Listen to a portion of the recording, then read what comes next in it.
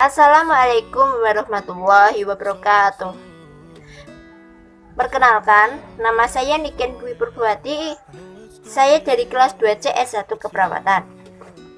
Tujuan saya ini untuk menjelaskan sedikit tentang apa itu sistem perkemihan atau yang disebut juga dengan sistem urinaria.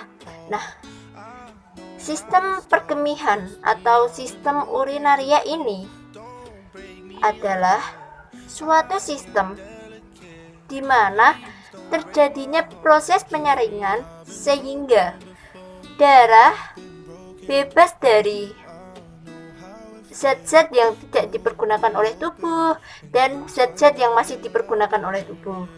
Nah, zat-zat yang tidak dipergunakan oleh tubuh akan larut ke dalam air dan dikeluarkan melalui urin atau air kemih. Nah, sistem perkemihan ini memiliki 4 bagian, yaitu yang pertama ginjal, yang kedua ureter, yang ketiga vesika urinaria, atau kandung kemih, yang terakhir adalah uretra. Di sini kita akan membahas satu persatu dari 4 bagian tersebut. Yang pertama adalah ginjal. Ginjal itu adalah organ terpenting dalam mempertahankan homeostatis cairan tubuh secara baik. Nah, ginjal ini sendiri terdiri dari 2 bagian, yaitu ginjal kiri dan ginjal sebelah kanan, ya.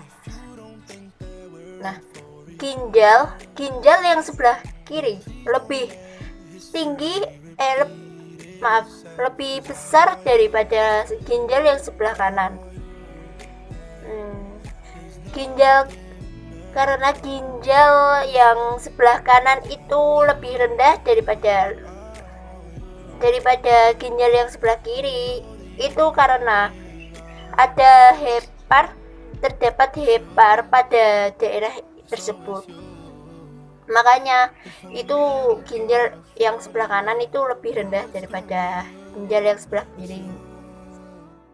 Nah, ginjal ini memiliki beberapa fungsi, yaitu yang pertama, mempertahankan suasana keseimbangan cairan. Terus yang kedua, mempertahankan keseimbangan asam dan basa dalam cairan tubuh.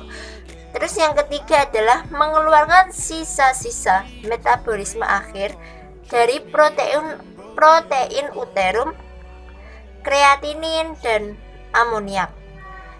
Ginjal ini memegang peranan paling penting dalam pengeluaran zat-zat toksin atau racun. Bagian ginjal yang kedua tadi ada sumsum ginjal atau medula. Nah, medula ini merupakan tempat berkumpulnya pembuluh darah kapiler dari kapsula Bowman. Nah,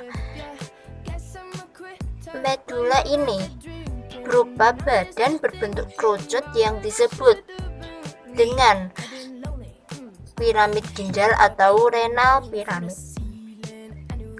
Piramid ini mengandung banyak pembuluh dan berguna untuk mengumpulkan hasil ekskresi.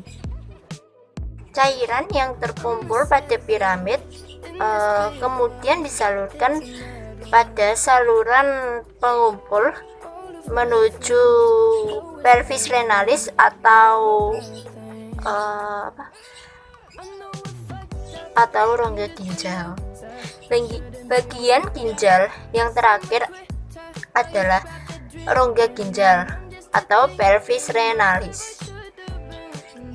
Pelvis renalis ini berfungsi sebagai penampungan urin sementara yang menetes sedikit demi sedikit dari sumsum ginjal atau medula.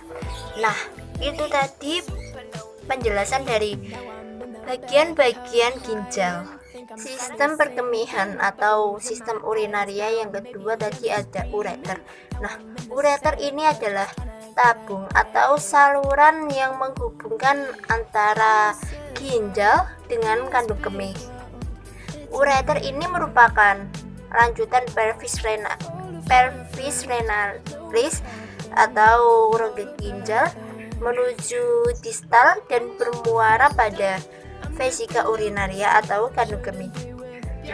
Ureter ini terletak dalam rongga abdomen dan sebagian di rongga pelvis. Sekarang, kita telah memasuki penjelasan sistem perkemihan yang ketiga, yaitu vesika urinaria atau kandung kemih. Vesika urinaria ini sendiri merupakan kantong berongga yang dapat direnggangkan dan volumenya dapat disesuaikan dengan mengubah status kontraktil otot polos di dindingnya. Secara berskala, urin dikosongkan dari kandung kemih ke luar tubuh melalui ureter. Vesika urinaria ini mempunyai fungsi sebagai reservoir urin. Vesika urinaria ini memiliki 3 bagian, yaitu yang pertama fundus, yang kedua corpus, dan yang ketiga apex. Fundus ini merupakan bagian yang menghadap ke arah belakang dan bawah.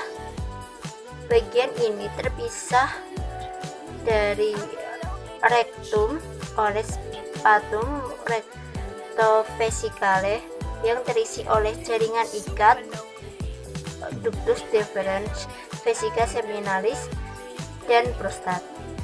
Dan yang kedua ada corpus, yaitu bagian antara vertex dan fundus. Dan yang terakhir ada apex. Apex ini dihubungkan ke kranial oleh urachus atau sisa kantong allantois sampai ke umbilicus membentuk ligamentum vesiko-umbilical medial. Bagian ini tertutup peritoneum dan berbatasan dengan ileum dan kolon sigmoideum. Pembuluh limfe vesika urinaria ini mengalirkan cairan limfe ke dalam nadi limfatik iliaka interna dan eksterna. Fungsi dari vesika urinaria itu ada 2, yaitu sebagai tempat penyimpanan urin dan sebagai mendorong urin keluar dari tubuh seseorang. Sistem perkemihan atau sistem urinaria yang terakhir adalah uretra. Uretra ini merupakan saluran sempit yang berpangkal pada kandung kemih dan berfungsi untuk menyalurkan air kemih keluar. Uretra pada laki-laki itu terdiri dari 3, yaitu yang pertama uretra prostatika. Uretra ini merupakan saluran terbesar yang mempunyai panjang kira-kira 3 cm dan berjalan hampir vertikulum melalui glandula prostat. Mulai dari basis sampai ke apaks dan lebih dekat ke permukaan anterior. Dan yang kedua itu uretra plasmembranacea. Uretra ini merupakan saluran yang paling pendek dan paling dangkal. Uretra ini berjalan mengarah ke bawah dan ke depan di antara apaks glandula prostat dan bulbus uretra. Plasmembranacea ini menembus diafragma urogenitaliis yang memiliki panjang sekitar 2,5 atau 2,5 cm di belakang simfisis pubis dan diliputi oleh jaringan sphincter uretra membranacea. Dan yang ketiga ada uretra pars cavernosus. Uretra ini merupakan saluran terpanjang dari uretra dan terdapat di dalam korpus cavernosus urethra yang memiliki panjang sekitar 15 cm, mulai dari vas membranacea sampai ke orifisium dari diafragma urogenitalia.